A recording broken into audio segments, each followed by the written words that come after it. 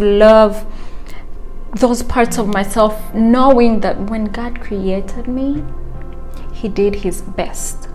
He gave whatever He had as God. He gave it attention, He gave it time, He gave it love, He gave it all these good things. It's no way God's work is imperfect, because I'm confident that I am good enough and my neighbor is good enough, and none of us can dim each other's light. It's appreciating that. We're just everyday people trying to make a difference. We want to know we got it right. We gotta know our purpose, gotta know it's worth it. Hey guys, welcome back to Let's Figure This Life Out Together. It's always a pleasure to be sitting down here and talking to you. If you're new here, welcome to this beautiful community. Make sure to subscribe and click on the notification bell so you don't miss any of my videos. Now, as you all know, we're doing the self-love series. This is a topic that is so close to my heart because it's honestly one of the journeys that I had to take that have changed my life. It also has been one of the hardest to take, but I'm so proud of it. I'm so proud of where I am. I am so proud of how I feel about myself, and this is why I wanted to come here and share this with you guys. So last week we talked about toxic self-love. If you missed the video, I'm gonna put it up here so you are able to watch it, but today we're talking about the good stuff. Okay, we're going to be talking about what self-love looks like. Let's dive right into it. I made a few notes, and if you see me looking down, this is what I'm looking at in my notebook. I didn't want to miss any of the important points that I had to talk about. So number one, validating yourself before you go out to the world. Now, this is so important because many of us have been broken by what people have to say about us, what the world has to say about who we are, or even fear of judgment or criticism that is sometimes not that constructive. Validating yourself and looks like being confident in who you are, that the world cannot shake or make you doubt yourself or make you doubt who you are. It looks like being comfortable in your own skin. It looks like walking into a room and being confident of who you are and not scared of, you know, someone else being better than you, or even thinking you're better than anyone. It's more like embracing who you are and knowing there's only one me. There is no one else there that is a copy of who I am. So I can naturally be myself without fear that someone else is better than me, because I'm confident that I'm good enough and my neighbor is good enough, and none of us can dim each other's light. It's appreciating that. The other thing is holding yourself accountable. Now, this is not easy, but it's learning how to be very truthful to yourself, because it helps you understand areas of your life that you need to grow and improve on, right? For example, if there's a habit that you know is not good about yourself, maybe you are someone who can easily gossip, let's say, about other people, right?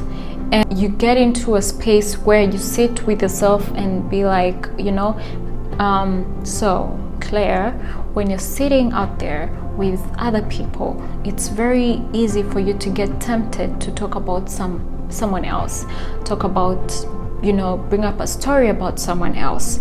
So how do we work through that? How do we stop this habit? It makes you very intentional and very attentive to yourself, and it helps you grow and be like, you know, I didn't do a great job here, but I can do better. So I need to see that, right? If you cannot get on to that journey if you're not holding yourself accountable. Having the will to work on things that you don't appreciate about yourself. Now, this comes with holding yourself accountable, meaning if you know there's a habit that you don't like about yourself, you have the will to work through it, right? It comes with awareness first, and then figuring out how to navigate ways to get better, right? You have the will to work and put in the work to be a better person. You're willing to spend the time learning and to adopt new habits, to if it's maybe you want to get more healthy, maybe to exercise, like to be willing to do that work. That is what self-love brings out of you. Speaking nicely to yourself. Now, this is one of the hardest things I have had to learn, guys. I'm still struggling, but I'm getting better. Maybe when I don't do my work right and I get feedback from my boss, maybe saying, Claire, you didn't do a great job with this, or I expected better from you. I take that, right? I take that and embrace the comment that I got. Of course, I don't feel good about it, but that's the truth, okay?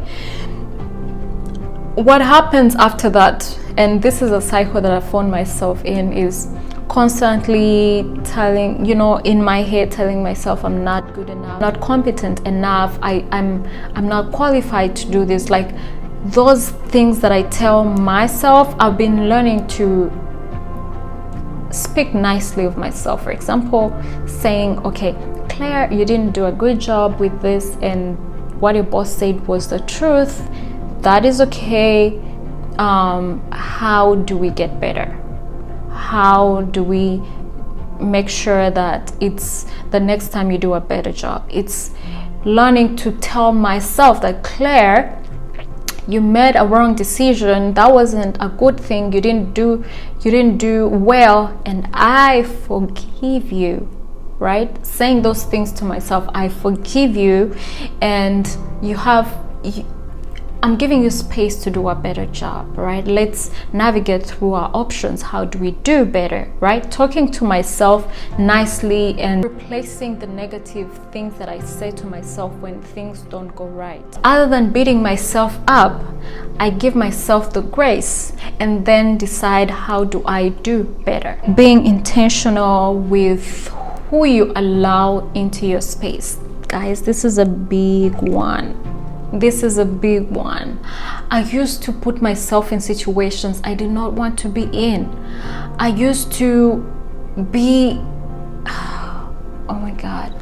I used to be around people that I very well know that every time I left their presence, I was drained. I used to be around people that I knew very well. I didn't like to have the conversations that they bring up. I did not want that. I was so drained. I felt so bad, and I really betrayed myself a lot in that way. And when I started this journey, I realized that it got easier for me to know and notice, just noticing that, okay, when I am around person A, it feels peaceful, it feels, I feel like I can be myself, I feel like I can be open, I'm comfortable, and then I had to also realize that, okay, when I'm with person B, I'm constantly trying to be someone I'm not. I'm trying to pretend, or I'm trying to fit in, or this is someone who says things that are hurtful to me, or this is someone that says things that are disrespectful to me. And when someone cracks a joke that is disrespectful, I have learned not to laugh along. I have learned to let you know what, I know you don't mean anything bad by saying that, but this is how it makes me feel. I don't feel good about what you just said. I know it's a joke, but I don't feel okay. I learned to honor myself in that way. So I learned, and for people that don't actually appreciate those boundaries, I learned to know that, okay, I did my part to communicate how I feel when you do certain things, and maybe you did not respect that, but yeah, I need to cut you, or I need to reduce the amount of time I spend with you, or just creating those boundaries. This is hard, but being comfortable in your own skin.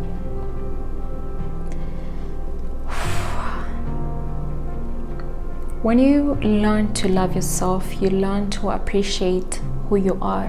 When I was going through this journey, I realized there are parts of myself that I hated. For example, I used not to wear open shoes. I don't know why, but for some reason I hated my toes. It's funny. I used not to wear open shoes. I used to hide. It's funny because now people are always complimenting me, like, I like your nails, oh my god, you have pretty nails. And I used to like hide my fingernails, hide my toes, like hide parts of me that I did not like. But when I started to embrace myself, to embrace who I am, and to love those parts of myself, knowing that when God created me, He did His best. He gave whatever He had as God. He gave it attention, He gave it time, He gave it love, He gave it all these good things. It's no way God's work is imperfect. Like learning that and embracing those parts and loving those parts and continuously saying that to myself, I realized that I felt better. I felt better to be comfortable in my own skin, and it kind of took away the insecurities that I had about my body or anything about me that I didn't like initially. Committing to self-improvement, like making a commitment, like, Claire, I want to see you here in the next maybe 2 years. I want to see you improve in this area in the next 2 years. Saying that word to myself and meaning it and committing to it and following up with effort. If it means learning some things and putting in time and to spend a certain amount of time learning skills and improving myself and working hard to actually achieve the goal that I've promised myself. When I say something to myself or when I say a word to me, I mean it and I need to keep it. Like, I need to keep it. I learned that I have learned to look at myself as a person that I respect, person that I value, a person that I love, and honoring that. So taking that journey has helped me grow in this kind of way. Like, with everything that I've shared, that is how it has helped me as a person. And yeah, I would like to hear from you. If you have walked this journey, if you have done this work, let me know what are some of the effects that it has brought into your life. I would like to read that. I would like to hear from you, and I would like to know if any of the things that I said resonate with you. Thank you so much for being here. I will see you next time. Take care. Bye.